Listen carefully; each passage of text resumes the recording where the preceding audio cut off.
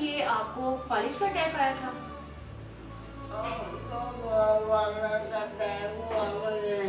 दो बार फालिज का अटैक हुआ। अच्छा मुझे ये बताएं, आप यहाँ पे कैसे आई हैं और आपको यहाँ पे कौन लेके आया? मैं घर में बैठी थी, मैंने काम किया ना, जब मैंने मोबाइल लगा,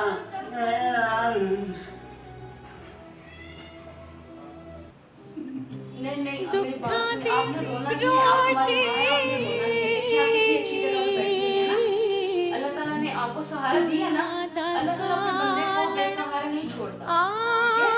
आपने रोना नहीं है। कितने बेटे हैं माँ जी आपके? अच्छा 3 बेटे हैं आपके, तीनों में से किसी ने सहारा नहीं दिया आपको?